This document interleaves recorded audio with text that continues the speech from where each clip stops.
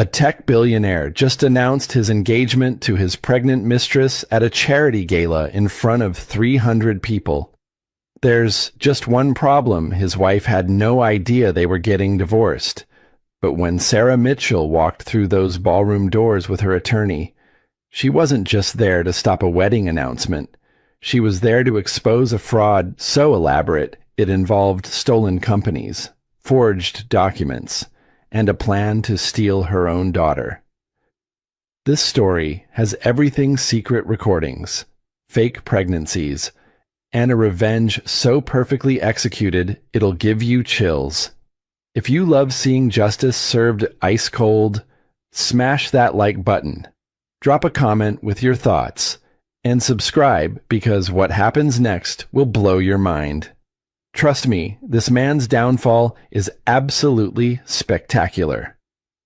Sarah Mitchell stood in her kitchen, packing lunch for her 10-year-old daughter Emma, while watching her husband David gulp down his morning coffee. 12 years ago, they had started TechFlow Solutions in this very kitchen, working 16-hour days to build something from nothing. Now, their Austin-based company was worth $50 million. And David was preparing for an IPO that would change their lives forever. "Don't forget Emma's pickup today," Sarah reminded him, sealing the sandwich bag. "Dance class ends at 6. David barely looked up from his phone. "Actually, can you handle that? I've got a crucial meeting with the marketing team about the charity gala presentation." Sarah paused. The Children's Hospital Charity Gala was David's pet project this year, and he had been obsessing over every detail for months. As the event chair, he wanted everything perfect.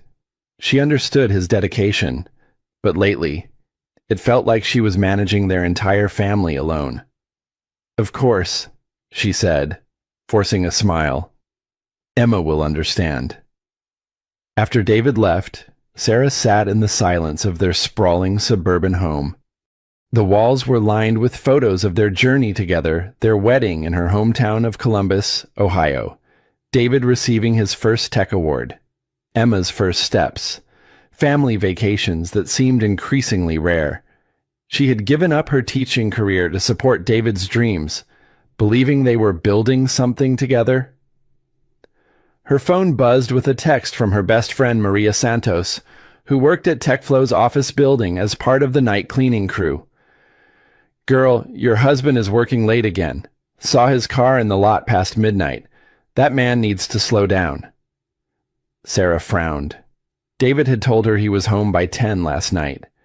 She distinctly remembered him saying he had an early meeting and needed rest. Maybe Maria had seen someone else's car. At 3:30, Sarah picked up Emma from school. Her daughter chatted excitedly about her upcoming dance recital, but then mentioned something that made Sarah's stomach tighten. "Daddy's work friend Jessica is really nice," Emma said innocently. "She always smiles at me when I visit the office. She has pretty long hair like a princess." "When do you visit Daddy's office?" Sarah asked, keeping her voice casual. "Sometimes when you can't pick me up, Daddy takes me there. Jessica always has candy at her desk. She said she might come to my dance recital." Sarah had never heard David mention anyone named Jessica. In 12 years of marriage, he had always been transparent about his employees and colleagues. She knew everyone at TechFlow, from the senior developers to the administrative staff. Who was Jessica? That evening, David came home at his usual 7:30, kissing Sarah on the cheek while loosening his tie. He seemed relaxed, almost cheerful. "How was your day?" Sarah asked, setting down his dinner plate. "Productive. The marketing team is really stepping up for the gala. We're going to raise more money than ever for the Children's Hospital. Emma mentioned someone named Jessica from your office. I don't think I've met her." David's fork paused halfway to his mouth. "Jessica Chen. She's new. Handles our social media marketing. Bright kid. Fresh out of college. Why, just curious. Emma seems to like her." Yeah, she's good with kids. Very professional. David resumed eating, but Sarah noticed a slight tension in his shoulders. Later that night, as David showered, Sarah glanced at his phone charging on the nightstand. She had never been the type to snoop, but something felt off. The phone was face down, which was unusual. David typically left it face up so he could see notifications. She almost reached for it, then stopped herself. This was David, her husband, her partner in everything. They had built a life and a business together. If she couldn't trust him, who could she trust? But as she lay in bed listening to David's steady breathing, one thought kept circling in her mind in 12 years of marriage. He had never mentioned working with someone so late that Emma would meet them multiple times. And why hadn't Jessica been at any of the company events Sarah attended the next morning, brought an answer she wasn't prepared for? Sarah discovered the hotel receipt by accident while organizing papers for their accountant. It was tucked between bank statements, a crisp white slip from the Four Seasons downtown.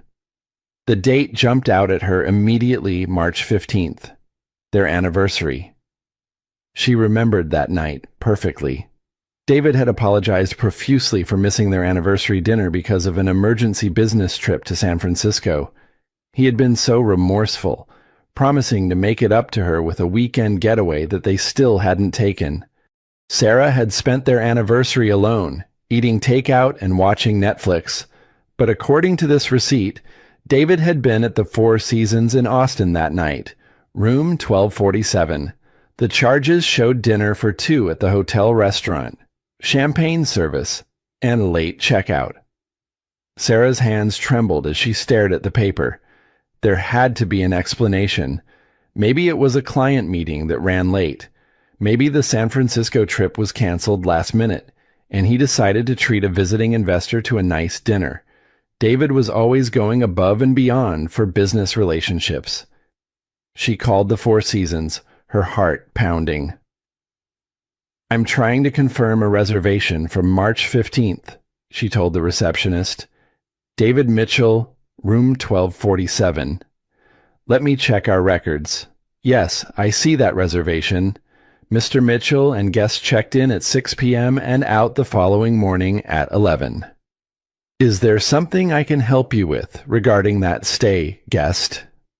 Not guests. Singular.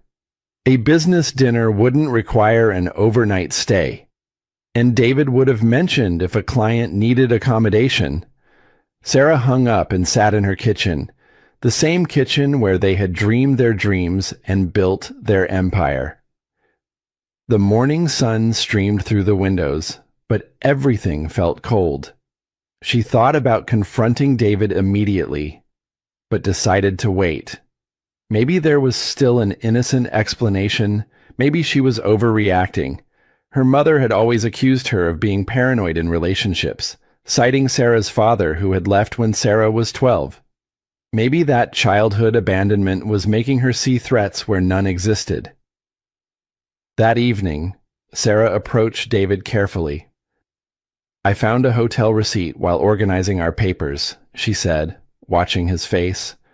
"From the Four Seasons on our anniversary. I thought you were in San Francisco that night." David's expression didn't change, but his jaw tightened slightly. "Oh, the San Francisco meeting got pushed to a video call last minute. I was so frustrated about missing our anniversary that I decided to book a nice room and work on the IPO presentation. I figured if I was going to miss our dinner anyway, I might as well make the work session productive in a good environment." "You stayed overnight for a work session." "The creative process. You know, sometimes you need to get away from distractions. I ordered room service and worked until 2 a.m., got more done in those 8 hours than I had in the previous 2 weeks. It sounded reasonable. David had always been dedicated to his work, sometimes to a fault. Sarah felt guilty for doubting him. "I'm sorry I suspected anything," she said. "I just missed you that night." David pulled her into a hug. "You're being paranoid." "Sarah, like your mother always was with your dad. I'm not going anywhere. We're partners. Remember, in everything." The mention of her mother stung. Sarah's mother had indeed been paranoid, constantly accusing Sarah's father of cheating until he finally left, claiming he couldn't live under constant suspicion. Sarah had sworn she would never become that kind of wife. "You're right," she said. "I'm sorry." But over the next few weeks, small things began to pile up. David's phone was always face down now. He took calls in his car or outside.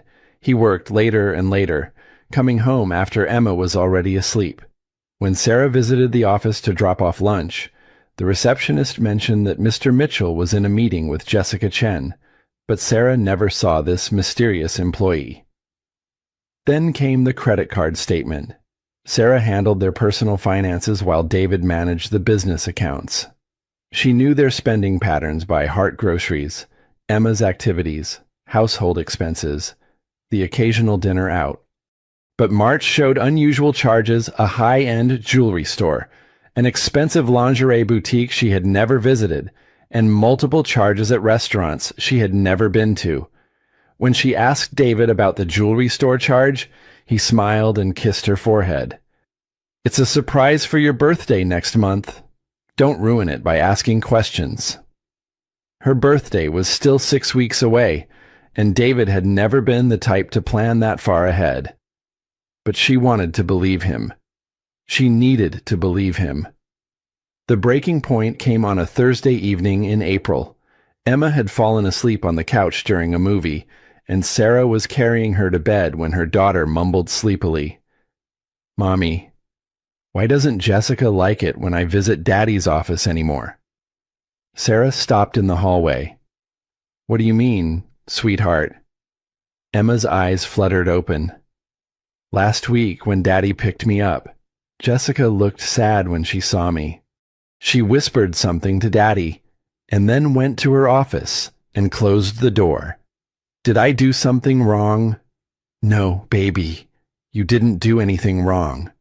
But as Sarah tucked Emma into bed, she realized something had changed. If Jessica was just a professional colleague, why would Emma's presence affect her? Why would she need privacy when a 10-year-old was around that night? Sarah made a decision that would change everything. She was going to find out who Jessica Chen really was. Sarah's hands shook as she typed Jessica Chen TechFlow into her laptop's search bar at 2 a.m. while David slept beside her. The LinkedIn profile that appeared made her stomach drop. Jessica wasn't fresh out of college, as David had claimed. She was 26, had 3 years of marketing experience at major tech firms, and according to her profile, had been at TechFlow for 8 months. Not a few weeks. 8 months. That meant Jessica had been hired right around the time David started working late regularly, right around the time he began taking mysterious phone calls and keeping his device face down. Sarah scrolled through Jessica's photos, her heart sinking with each image. Jessica was beautiful in an effortless way that Sarah remembered being at 26, before marriage and motherhood and the comfortable settling that comes with building a life with someone. She had the kind of glossy black hair that moved like liquid and a smile that seemed to light up every photo. More damning were the location tags on Jessica's recent posts, the same restaurants that had appeared on their credit card statements, the same hotel bar where David claimed to meet clients. Photos dated within days of those mysterious charges, always captioned with phrases like "celebrating success" or "grateful for new opportunities." Sarah screenshot everything, her investigative teacher instincts kicking in.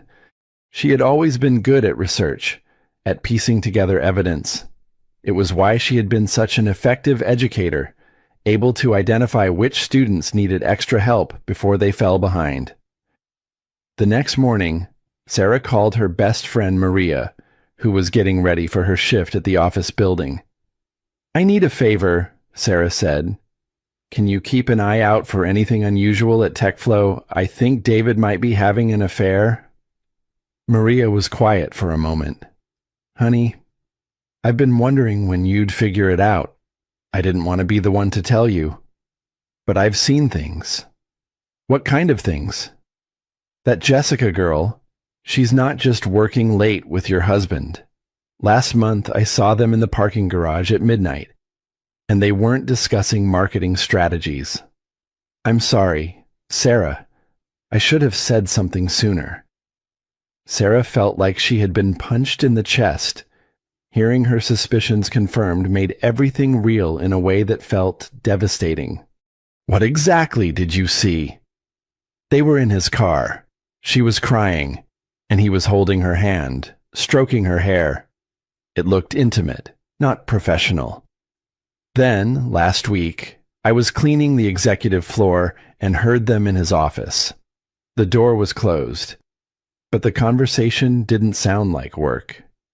Sarah thanked Maria and hung up, then sat in her car in the grocery store parking lot, trying to process the information.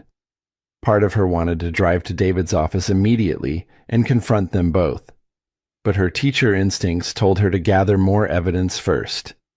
If David was having an affair, there would be other signs, and if he was willing to lie about Jessica's background and their relationship. What else was he hiding that afternoon, while Emma was at dance class? Sarah drove to TechFlow's office building. She had never used her key access badge for anything other than company events, but today she swiped in and took the elevator to the executive floor. David was in meetings all afternoon, according to his calendar that she could access through their shared Google account. His office was empty, door unlocked as always. Sarah had been in this office hundreds of times over the years, bringing him lunch or stopping by with Emma. She knew every inch of it. What she didn't know was about the locked desk drawer that she discovered when looking for a pen. David had never locked anything from her before. Their entire marriage had been built on openness and trust, but when she pulled on the bottom drawer of his desk, it didn't budge. Using a paperclip, Sarah managed to work the lock open, a skill she had learned during her mischievous teenage years. Inside were documents that made no sense to her. Legal papers for something called Future Innovations LLC, bank statements for accounts she had never seen, and at the bottom, a small velvet box. Sarah opened it with trembling fingers. Inside was a diamond tennis bracelet, far more expensive than anything David had ever bought her. The receipt was still inside $8,000, purchased the same day as that mysterious jewelry store charge on their credit card statement. The bracelet wasn't for her upcoming birthday. The size was wrong, too small for Sarah's wrist, but perfect for someone with delicate bone structure, someone like Jessica Chen. But the financial documents were what truly terrified her. Future Innovations LLC appeared to be a legitimate business entity, but Sarah didn't recognize any of the projects or investments listed. More concerning were the funding sources transfers from their joint savings account, their business account, and something listed as Emma College Fund, liquidated March 2024. Emma's College Fund, the account they had been contributing to since their daughter's birth. David had liquidated it without telling her and invested the money in some venture connected to Future Innovations. Sarah photographed everything with her phone, her hands shaking so badly she had to retake several shots. Then she carefully returned everything to the drawer and locked it, making sure to leave no trace of her presence. As she drove home, Sarah's mind raced. This wasn't just an affair. David was moving their money, making investments without her knowledge, and using their daughter's education fund as venture capital for projects she had never heard of. That evening, David came home cheerful and affectionate, asking about her day and helping Emma with homework, as if nothing had changed. But Sarah watched him with new eyes, noticing how he deflected questions about work, how he kept his phone close even during family dinner, how he seemed almost too attentive, as if overcompensating for something. After Emma went to bed, Sarah made a decision that felt like stepping off a cliff. David, I need to ask you something directly, and I need you to be completely honest with me. He looked up from his laptop, eyebrows raised. Of course. What's on your mind? Are you having an affair with Jessica Chen? David's reaction was perfect. His face went through a sequence of emotions that would have been believable if Sarah hadn't already seen the evidence: confusion, hurt, then anger. Sarah, how can you ask me that? His voice carried just the right amount of wounded indignation. Jessica is a colleague, a professional colleague who happens to be helping me prepare for the biggest presentation of our company's history. Then why did you lie about how long she's worked there? You said she was new, fresh out of college. She's been at TechFlow for 8 months. David ran his hand through his hair, a gesture Sarah had once found endearing, but now seemed calculated. I didn't lie. 8 months is new in business terms, and I simplified her background because I didn't think you needed her entire resume. Our credit card has charges for restaurants I've never been to. Always on nights you say you're working late with the marketing team. Sarah, listen to yourself. You're acting exactly like your mother did with your father. This paranoid jealousy destroyed their marriage, and now you're trying to destroy ours. The comparison to her mother was a low blow, and David knew it. Sarah's father had left when the constant accusations became unbearable, claiming he couldn't live with someone who didn't trust him.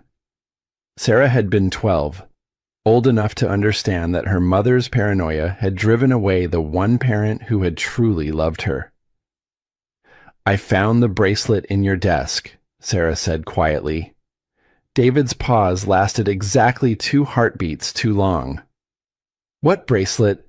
The $8,000 tennis bracelet in your locked drawer. The one that doesn't fit my wrist? You went through my desk? David's anger seemed to shift from hurt to outrage. You broke into my locked drawer at my workplace, Sarah. This is crazy behavior.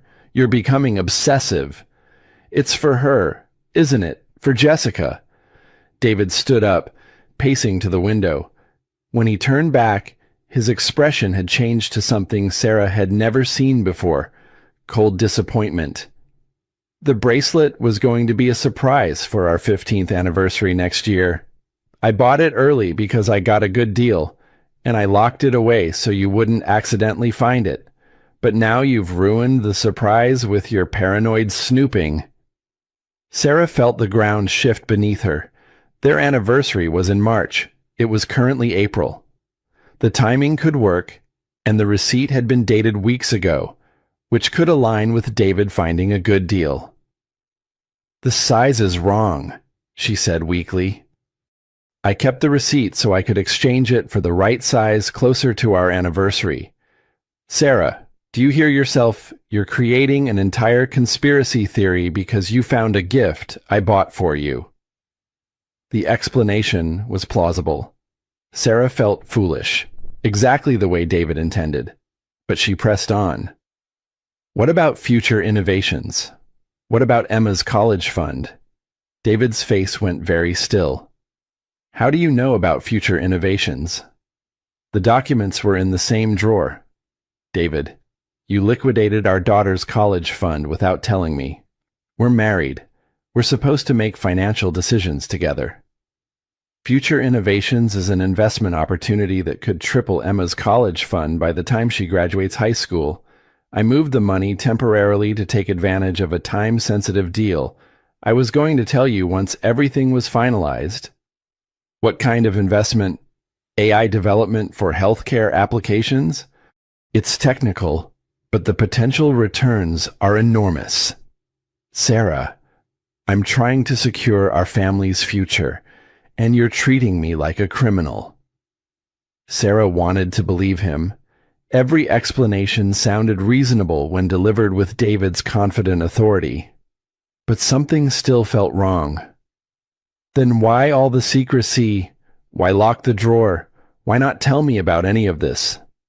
David sat back down, his expression softening. Because I wanted to surprise you. The bracelet. the investment success, all of it.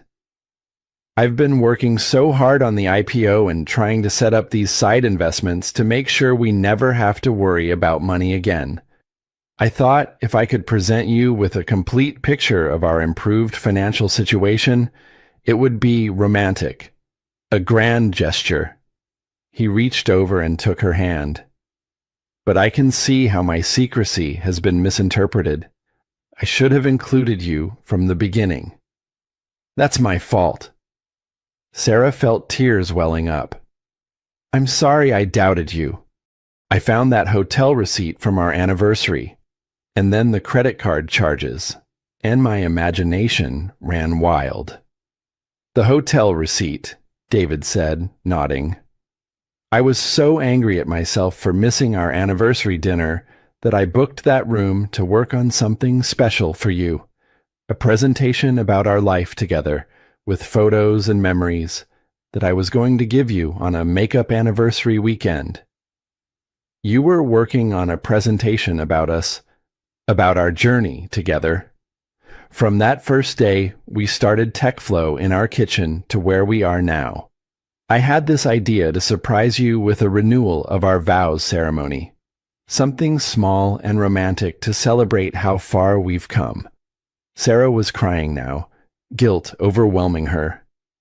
David pulled her into his arms, stroking her hair the way he used to when they were young and everything felt possible. I love you, Sarah. Only you. You and Emma are my world. I would never do anything to jeopardize our family. I'm so sorry, she whispered against his chest. I was being paranoid, just like my mother. It's okay, David said softly. But we need to work on this trust issue. Maybe we should consider couples counseling. I don't want you to feel insecure in our marriage. Sarah nodded, feeling ashamed of her suspicions. David was right. She had been acting like her mother, seeing conspiracies where none existed. Her childhood trauma was bleeding into her marriage, and she needed to address it before it destroyed the best thing in her life. But as David held her, Sarah didn't see the satisfied smile that crossed his face. She didn't know that every word he had spoken was a carefully crafted lie, designed to make her doubt her own instincts and observations. She didn't know that the real plan was much worse than a simple affair. The next 3 weeks were the happiest Sarah had felt in months. David seemed to sense her need for reassurance and went out of his way to be attentive. He came home earlier, helped more with Emma's bedtime routine, and even surprised Sarah with a weekend getaway to their favorite bed and breakfast in the hill country. During their romantic weekend, David was the man Sarah had fallen in love with years ago. He talked about their future, their dreams for Emma, and his excitement about the upcoming IPO. He even showed her preliminary financial projections that suggested they could retire early if everything went according to plan. I've scheduled us for couples counseling, David said over breakfast on their last morning at the inn. I want to make sure we work through any trust issues so they don't resurface. Sarah felt a rush of love for this man who was taking her concerns seriously instead of dismissing them. Thank you for understanding why I was worried. I know I was being irrational. You weren't being irrational, David said, taking her hand. You were responding to my secretive behavior. I should have been more transparent from the beginning. They started couples therapy with Dr. Rebecca Martinez the following week. David was the perfect patient, open, honest, willing to take responsibility for his part in their communication breakdown. He admitted to being secretive about his work projects and promised to be more inclusive in financial decisions. Dr. Martinez seemed impressed with David's emotional intelligence and willingness to change. During their third session, she even commented on how rare it was to see a husband so committed to making his wife feel secure. Sarah began to feel like she had overreacted to everything. The couples therapy was helping her understand that her childhood abandonment issues had made her hypersensitive to perceived threats in her marriage. She was learning to communicate her needs without accusations and to trust David's explanations, unless she had concrete evidence to the contrary. Meanwhile, David continued to work late, but now he texted regular updates, still in the conference room with the marketing team, grabbing dinner with investors, home by 9. Jessica is helping me rehearse the Gala presentation one more time. The mention of Jessica no longer triggered panic in Sarah. In fact, during one of their therapy sessions, David had suggested that Sarah meet Jessica officially to put her concerns to rest. "I think you'd really like her," David said. "She's smart, professional, and she actually reminds me of you when we first started TechFlow. That same hunger to build something meaningful." Sarah agreed to meet Jessica, and they arranged to have lunch the following week. But the day before their scheduled meeting, Jessica called to reschedule due to a family emergency. Then she rescheduled again the following week due to work deadlines. After the third cancellation, Sarah began to feel like Jessica was avoiding her, but David assured her that Jessica was just overwhelmed with Gala preparations. "She's putting in 18-hour days to make sure everything is perfect," David explained. "She's probably embarrassed about not having time for personal meetings when she's supposed to be impressing the boss's wife." It made sense. Sarah decided to wait until after the charity gala to pursue the friendship. In the meantime, she focused on her own projects and started volunteering at Emma's school more regularly. The breakthrough in her healing came during their 4th therapy session when Dr. Martinez helped Sarah identify specific triggers from her childhood that were affecting her marriage. "Your father left when you were 12 after your mother's accusations became constant," Dr. Martinez noted. "You've internalized both your mother's fear of abandonment and your father's aversion to being questioned. This creates a painful internal conflict where you simultaneously fear betrayal and fear being seen as paranoid." Sarah felt understood in a way she hadn't experienced before. David was supportive throughout the session, holding her hand when she cried and promising to help her work through these old wounds. After that session, Sarah felt like they had turned a corner. She trusted David completely again and felt ashamed of her earlier suspicions. She even apologized to Maria for asking her to spy on David at the office. "You were just protecting your marriage," Maria said, "but I'm glad everything worked out." 2 nights before the charity gala, David came home with exciting news. Future innovations paid off, he announced, spinning Sarah around the kitchen. "The AI healthcare deal I invested Emma's college fund in just got acquired by a major pharmaceutical company. We made 4 times our initial investment." Sarah was thrilled. Not only had David's secretive investment strategy worked, but Emma's college fund was now larger than they had ever dreamed. "I'm so sorry I doubted you," Sarah said, kissing him. "You really were just trying to secure our family's future." "I don't blame you for being worried," David replied, "but I hope this proves that you can trust me, even when you don't understand what I'm doing." That night, Sarah fell asleep, feeling completely secure in her marriage for the first time in months.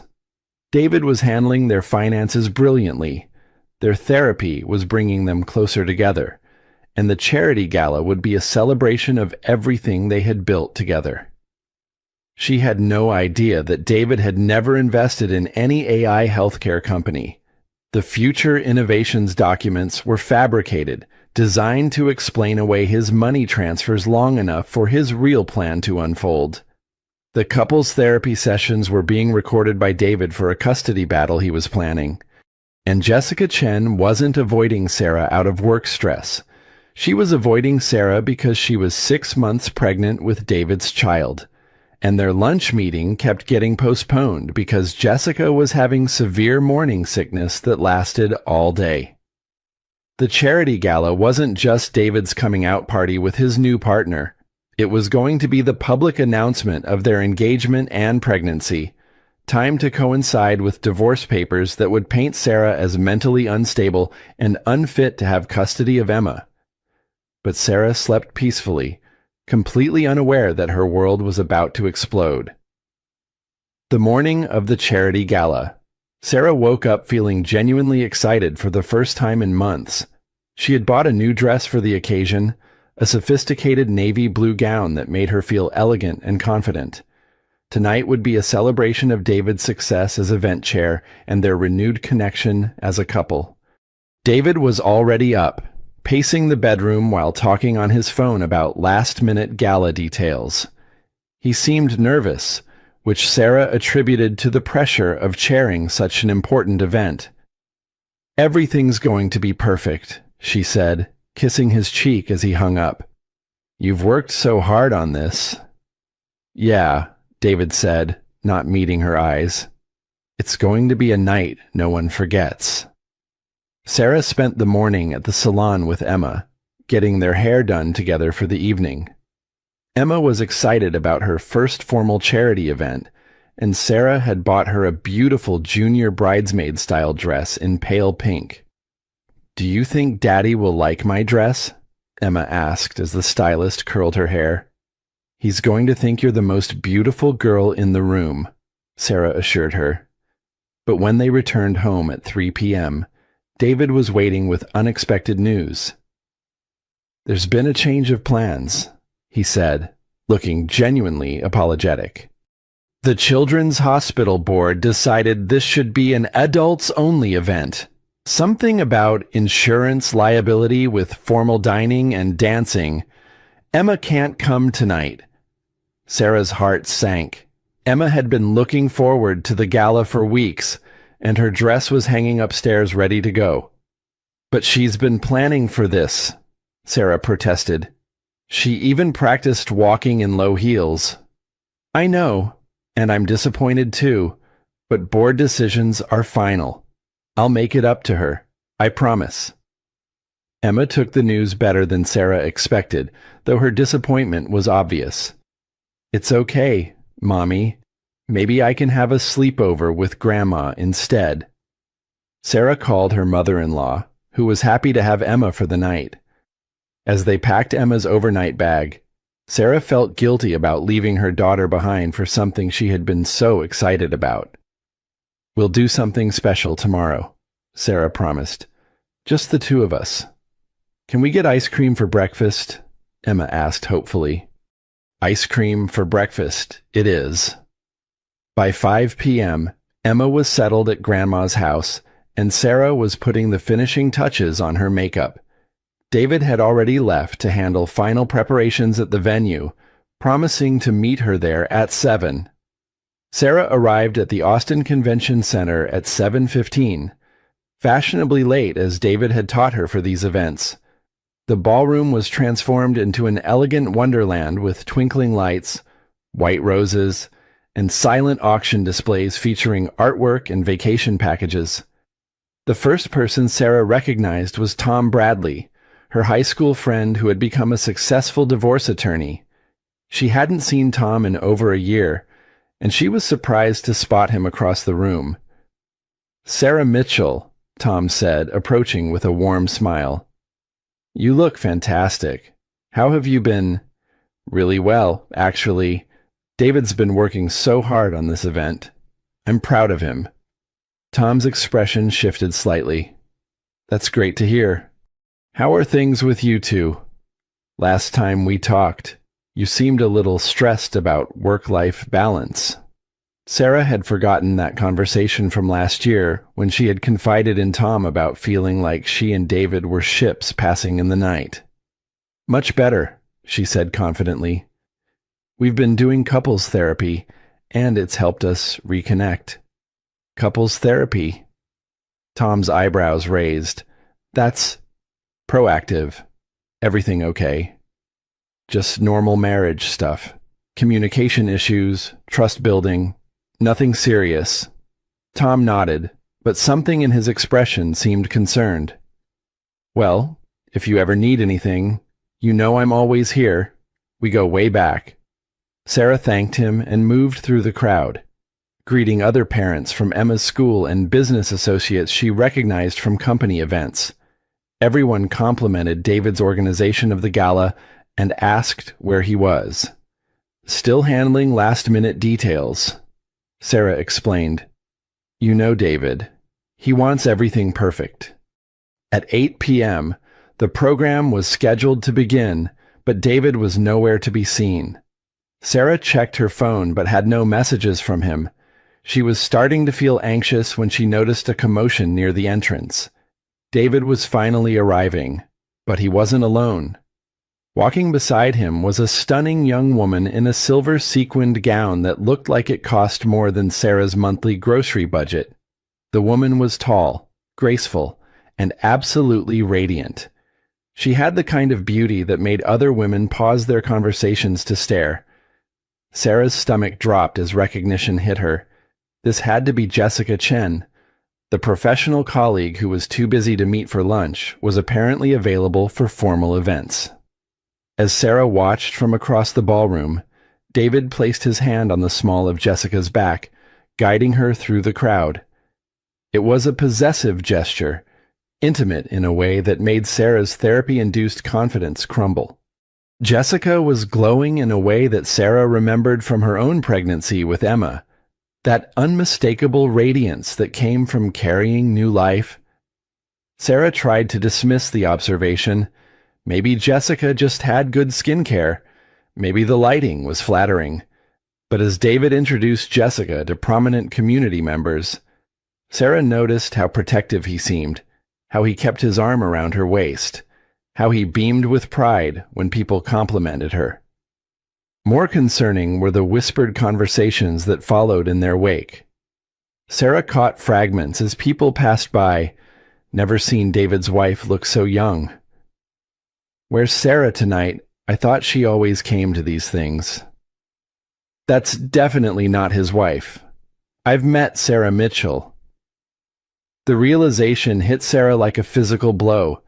People thought Jessica was David's wife. He was introducing her as his partner to people who didn't know Sarah personally, allowing them to assume Jessica was Mrs. Mitchell. Sarah's hands began to shake as she watched David take the stage for his opening remarks as event chair. Jessica stood at a front table, gazing up at him with obvious adoration. "Welcome, everyone, to our annual Children's Hospital Charity Gala," David began, his voice carrying perfectly through the ballroom's sound system. "Tonight, we gather not just to raise money for an incredible cause, but to celebrate the partnerships that make events like this possible." He paused, his eyes finding Jessica in the crowd. True partnership isn't just about shared goals. It's about finding someone who inspires you to be better than you ever thought possible. Someone who brings out the best version of yourself. Sarah felt sick. Those were nearly identical to the words David had spoken at their wedding 15 years ago. "So, tonight," David continued, raising his champagne glass, "I want to toast not just to the children we're helping, but to new beginnings, to inspiration, and to the partners who make us believe in the future." The applause was thunderous, but Sarah noticed that several people were looking around the ballroom, searching for her face in the crowd. They knew something was wrong. As David stepped down from the stage and walked directly to Jessica's table, Sarah realized with crystal clarity that everything he had told her was a lie. The couple's therapy, the successful investment, the promises of transparency, all of it had been an elaborate manipulation designed to keep her quiet while he planned this public humiliation. But as Sarah stood frozen in the back of the ballroom, she had no idea that the real devastation was still coming.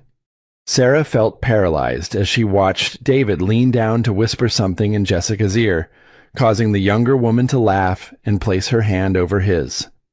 The intimacy between them was undeniable, and Sarah realized that everyone at their table was treating Jessica as if she belonged there, as if she were Mrs. Mitchell. Fighting through her shock, Sarah began moving through the crowd toward David's table. She needed to understand what was happening, needed to reclaim her place beside her husband before this misunderstanding went any further. But as she got closer, she overheard a conversation that stopped her in her tracks. "The baby is due in December," Jessica was saying to an older woman Sarah recognized as a major hospital board member. "We're so excited. David is going to be such a wonderful father." Sarah's world tilted. Baby, due in December. David was going to be a wonderful father again. "And when is the wedding?" the board member asked. "I assume you'll want to be married before the baby arrives." "Next month," Jessica replied, touching her still flat stomach. "We're keeping it small and intimate. David's divorce should be finalized by then." Divorce. Finalized by next month. Sarah felt like she was drowning in plain sight of hundreds of people. She stumbled backward, her mind reeling. David had been planning to divorce her while they were in couples therapy, while he was promising transparency and renewed trust, while he was holding her and telling her she was the only woman he'd ever love. Sarah's legs gave out, and she sank into an empty chair at the back of the ballroom. Her phone buzzed with a text message, and she looked down automatically. The message was from an unknown number, but the content made her blood freeze. "Mrs. Mitchell, this is Attorney James Robertson. We need to discuss the custody evaluation scheduled for Monday morning. Please call my office immediately." Custody evaluation. Sarah had never heard of Attorney James Robertson. She had never agreed to any custody evaluation. With trembling fingers, she called the number. "Robertson Family Law." A woman answered. "This is Sarah Mitchell. I received a text about a custody evaluation. Mrs. Mitchell, yes. Your husband's attorney filed for emergency custody of your minor daughter Emma based on concerns about your mental stability. The court-ordered evaluation is Monday at 9 a.m. Didn't your attorney inform you?" "I don't have an attorney. I don't know what you're talking about." There was a pause. "Mrs. Mitchell, divorce papers were filed 3 weeks ago. According to our records, you were served on April 22nd. Sarah had never been served with any papers. April 22nd was the day after their romantic weekend getaway, when David had been so loving and attentive. "There's been a mistake," Sarah said. "I was never served with divorce papers." "Ma'am, I have the process server's affidavit right here. You were served at your home address at 10:15 a.m. on April 22nd. The papers were handed directly to you according to the sworn statement." Sarah remembered April 22nd clearly. She had been at Emma's school all morning, volunteering in the library. She hadn't been home until after lunch. Someone had forged her signature on the service receipt. "What exactly is my husband claiming in these papers?" Sarah asked, her voice barely a whisper. "The petition cites irreconcilable differences and requests sole custody based on documented evidence of paranoid behavior, marriage counseling records indicating trust issues, and allegations of stalking workplace colleagues." Marriage counseling records. Dr. Martinez had been recording their sessions for David's custody case, not for their healing. Every vulnerable moment, every admission of insecurity or childhood trauma had been weaponized against her. "Mrs. Mitchell, are you there?" Sarah hung up and sat in the chair, staring at the scene before her. David was now on stage again, making additional remarks about the success of the evening. Jessica watched him with obvious pride, her hand resting protectively on her stomach. This wasn't just an affair. This was a complete replacement of Sarah's life with Jessica's. David had been planning this for months, maybe longer. The secretive phone calls, the late nights, the financial moves she had discovered, all of it had been preparation for discarding her and Emma while keeping the business, the money, and the social status they had built together. Sarah's phone buzzed again. This time it was a call from Maria. "Sarah, honey, where are you? I just got off my shift at the office building, and I need to tell you something important." "I'm at the gala," Sarah said numbly. "David is here with Jessica. She's pregnant." "Oh, sweetie. I was hoping I was wrong about what I overheard tonight." "Sarah, you need to get out of there right now." "What did you overhear?" "I was cleaning the executive floor after hours when Jessica and David came back to his office. They didn't know I was there. Sarah, they were talking about how the custody evaluation on Monday is just a formality. David has been recording you without your knowledge. He has audio of you having what he's calling mental episodes during your therapy sessions." Sarah felt ice in her veins. "What kind of mental episodes?" "Times when you cried or got emotional. He's taken them out of context to make you sound unstable. And Sarah, there's more. Jessica isn't just his girlfriend. She's been promoted to chief marketing officer, and they've restructured the company so that you're not listed as a founder anymore. Legally, you're just an employee who can be terminated." The full scope of David's betrayal hit Sarah like an avalanche. He had stolen her marriage, her role in the company she had helped build, her rights as a mother, and even her identity as a founding partner of their business. "Sarah, are you listening? You need to leave that gala right now and call a lawyer. Tonight." Sarah looked across the ballroom at her husband, who was accepting congratulations and praise for the successful event while his pregnant girlfriend basked in the attention of being mistaken for his wife. "It's too late," Sarah whispered. "He's already won." But as Sarah sat in that chair feeling completely defeated, she didn't know that Maria had been recording David and Jessica's conversation in his office.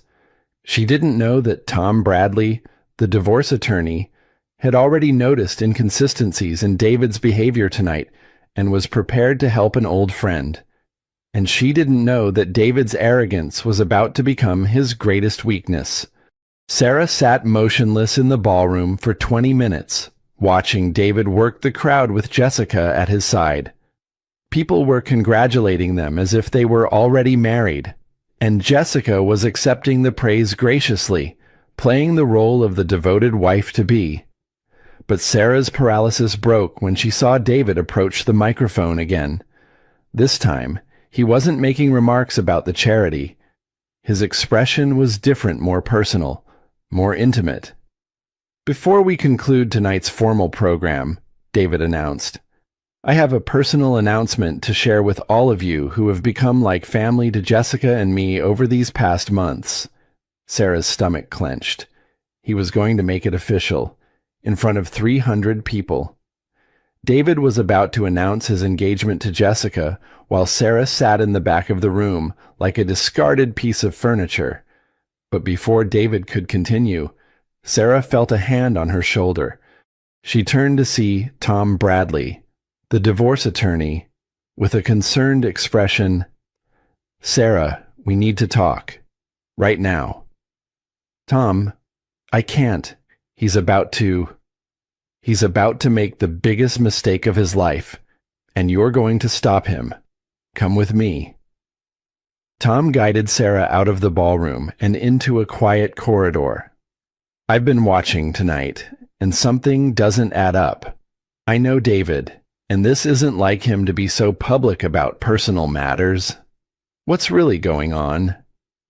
Sarah broke down and told Tom everything: the affair, the pregnancy, the divorce papers she'd never seen, the custody evaluation she'd never agreed to, the therapy sessions that had apparently been recorded without her knowledge.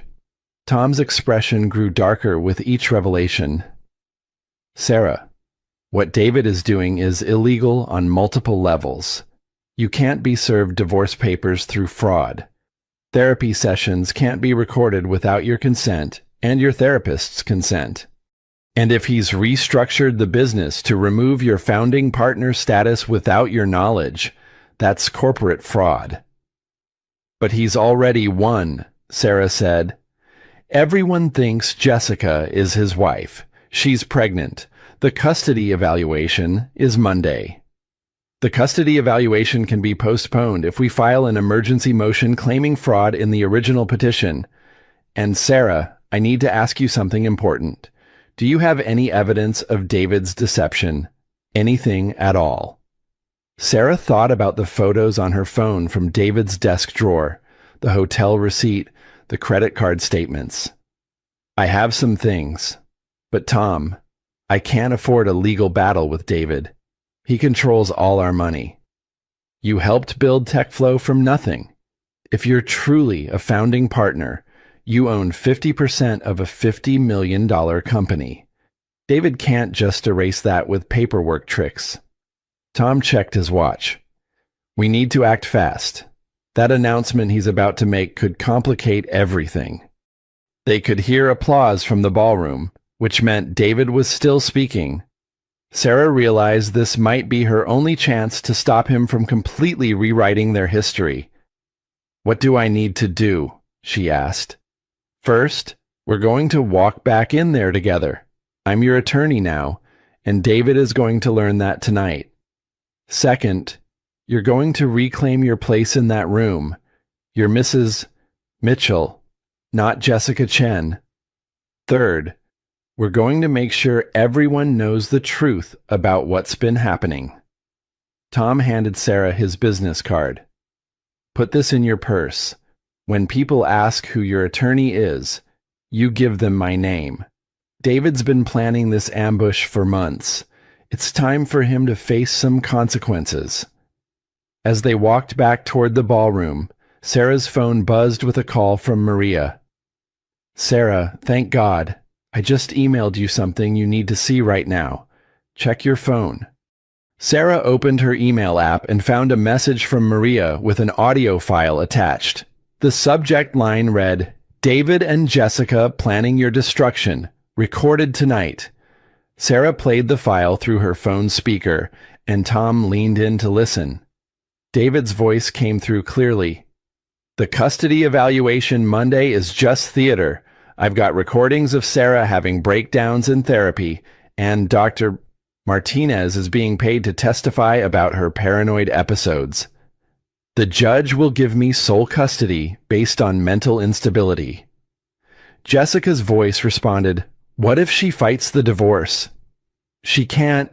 I've restructured everything, so she's not legally a founding partner anymore. She's just an employee who can be terminated. The prenup she signed covers her salary. Nothing more. Tom's eyes widened. Sarah, did you sign a prenup? No, we never had a prenup. We started the company with nothing. The recording continued with David's voice. By Christmas, when the baby's born, Sarah will be out of the picture completely. Emma will have adjusted to living with us full time, and Sarah will be lucky to get supervised visitation. Tom stopped the recording. Sarah, this changes everything. David just confessed to fraud, perjury, and conspiracy. We're not just fighting a divorce anymore. We're exposing criminal behavior. They could hear David's voice amplified through the ballroom sound system. So it gives me tremendous joy to announce that Jessica and I are engaged to be married, and we're expecting our first child together in December. The applause that followed sounded forced, uncomfortable.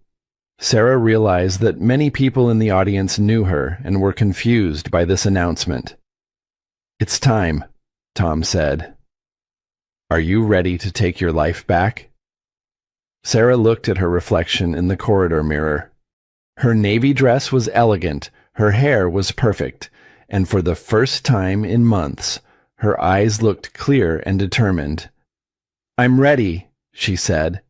As they walked back into the ballroom, Sarah realized that David's public announcement had just given her the perfect opportunity to expose everything in front of the same audience he had chosen to humiliate her. Sarah and Tom entered the ballroom just as David was accepting congratulations from various attendees. Jessica stood beside him, glowing with triumph, accepting well wishes about their engagement and pregnancy. The scene looked perfect from a distance, but Sarah could see the discomfort on many faces in the crowd. People who knew her were clearly confused. Tom guided Sarah to the front of the room, where David was still shaking hands and receiving congratulations. As they approached, David's smile faltered slightly when he spotted Tom Bradley. "Tom," David said, extending his hand with practiced charm. "Good to see you here tonight, supporting a great cause." "Actually, David, I'm here on business now," Tom replied, not shaking the offered hand. "I'm representing Sarah." David's expression shifted, but he maintained his composure. "Representing her for what Sarah and I are handling our divorce amicably through mediation." "There's been no mediation, David. There's been fraud." Tom's voice carried clearly, and nearby conversations began to quiet as people sensed tension. Sarah stepped forward, her voice steady despite her racing heart. "Hello, David. Congratulations on your engagement. I'm sure everyone here is surprised to learn about it, since we're still married." A hush fell over their immediate area.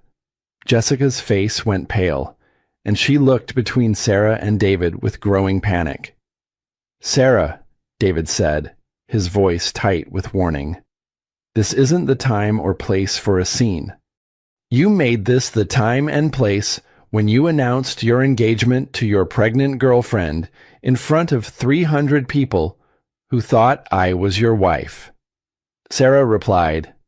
Her therapy sessions had taught her to speak calmly, even when she felt overwhelmed, and that skill served her well now. More people were gathering around them, sensing drama. Sarah recognized several board members from TechFlow, community leaders, and parents from Emma's school. David's face was red with embarrassment and anger. "I think there's been a misunderstanding," Jessica said, her voice shaking. "David told me his divorce was finalized months ago." "There is no divorce," Sarah said gently, almost feeling sorry for the younger woman. "David has been lying to both of us." Tom stepped forward with his briefcase. "David, I have here an emergency motion to dismiss the fraudulent divorce petition you filed. The court will be very interested to learn that you forged service documents and recorded therapy sessions without consent. You can't prove any of that," David said, but his confidence was cracking. Sarah pulled out her phone and played Maria's recording for everyone to hear. David's voice filled the space around them. "The custody evaluation. Monday is just theater. I've got recordings of Sarah having breakdowns in therapy." The crowd that had gathered gasped audibly. Several people pulled out their phones to record what was happening. David's face went from red to ashen as he realized his own words were being broadcast. "Where did you get that?" he demanded. "From someone who actually cares about the truth," Sarah replied. "David, you've been planning to steal my daughter, my company, and my life for months while pretending to work on our marriage." "This is insane," David said, looking around at the crowd. "Sarah has been having mental health issues.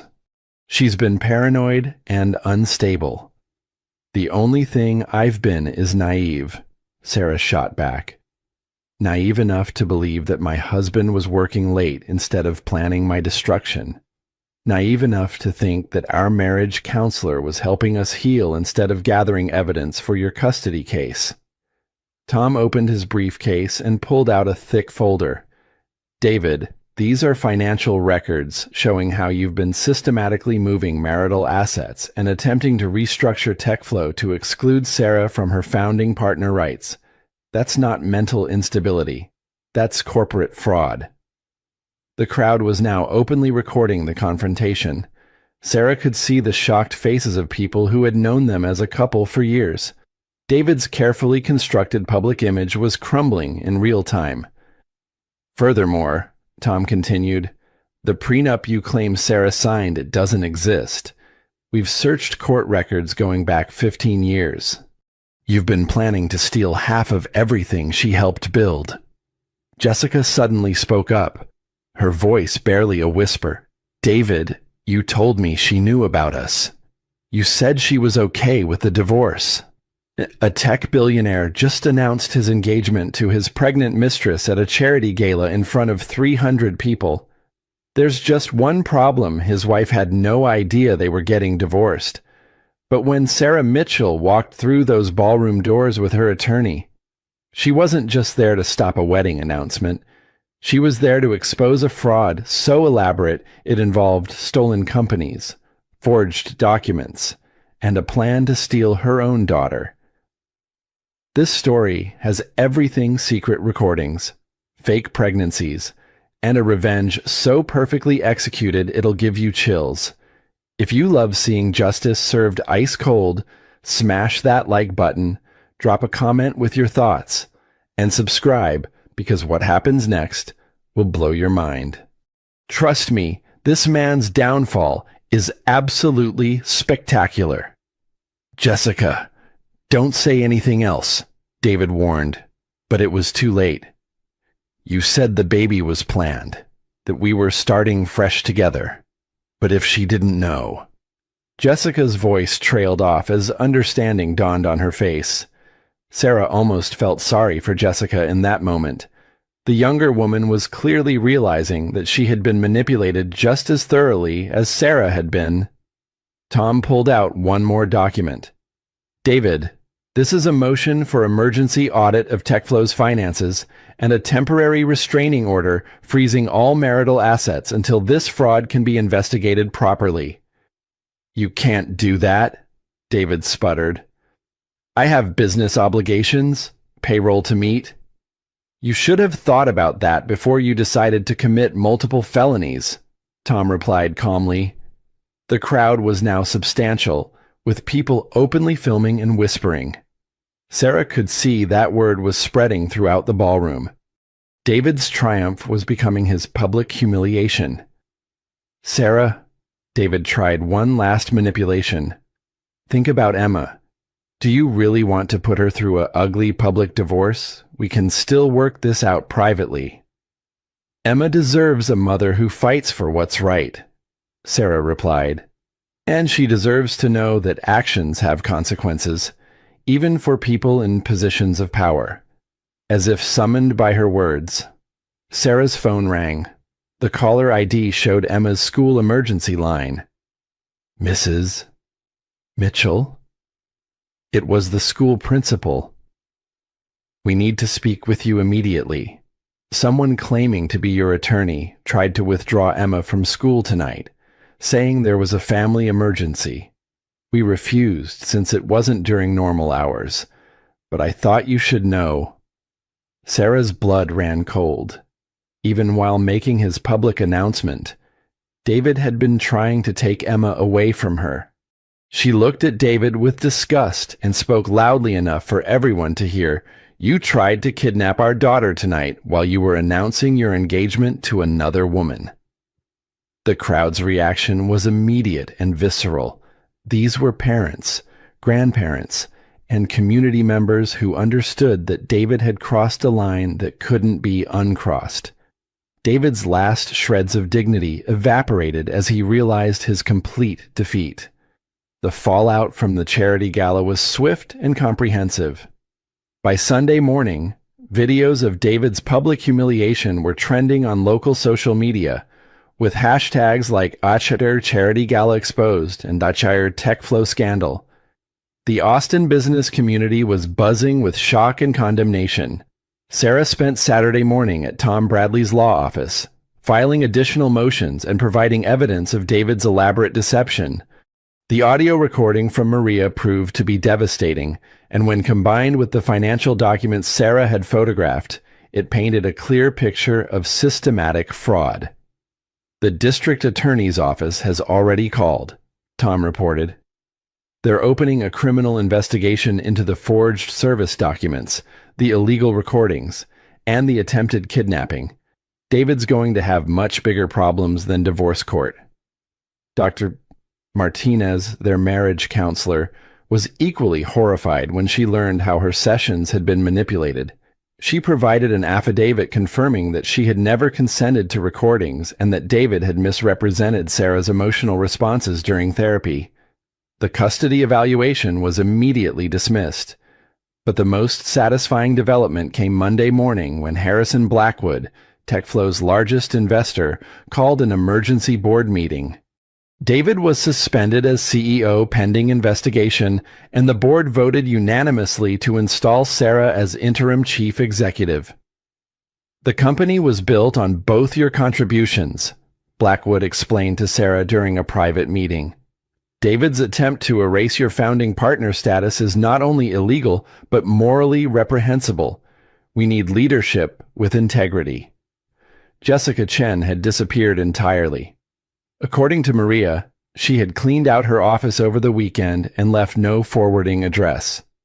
Later investigation would reveal that Jessica wasn't pregnant at all. The engagement announcement had been part of David's psychological warfare against Sarah, designed to make her feel completely replaced. 3 months later, Sarah stood in the same ballroom where David had tried to humiliate her, but this time she was being honored as Austin's Business Leader of the Year. TechFlow's IPO had been more successful than anyone predicted, largely because investors were impressed with Sarah's leadership during the company's crisis. Emma sat in the front row, beaming with pride at her mother.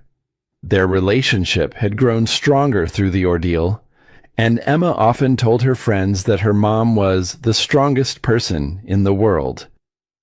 During her acceptance speech, Sarah reflected on the lessons she had learned. Sometimes the people we trust most are capable of the deepest betrayal, but that doesn't mean we should stop trusting. It means we should trust ourselves first, our instincts, our worth, and our ability to survive anything. She looked out at the audience, spotting familiar faces from that night 6 months ago. Many of the same people who had witnessed David's deception were now applauding her success. "The greatest gift my ex-husband gave me was showing me what I was capable of when I stopped accepting less than I deserved. For that, I'm almost grateful." David was sentenced to 2 years in prison for fraud and attempted kidnapping. He lost all rights to TechFlow, and his parental rights were terminated after he failed to appear for court-ordered visitation with Emma. The last Sarah heard, he was working at a tech startup in another state, trying to rebuild his reputation. Sarah never remarried, choosing instead to focus on building her company and raising Emma. But she often spoke at conferences about financial abuse and the importance of women knowing their worth in both business and personal relationships. Years later, when Emma asked about forgiveness and whether Sarah ever missed being married, Sarah would think carefully before answering. "I miss the idea of the partnership I thought we had," she would say, "but I never missed being treated as less than I was worth." The most important relationship you'll ever have is with yourself. Emma, make sure it's a good one. On quiet evenings, Sarah would sit in her home office, the same kitchen where TechFlow had been born, and remember the woman she used to be, the woman who doubted her instincts and apologized for having needs. That woman was gone, replaced by someone stronger, wiser, and unafraid of standing alone. The charity gala where David had tried to erase her had instead become the night Sarah discovered who she really was when everything false was stripped away. In trying to destroy her, David had accidentally set her free.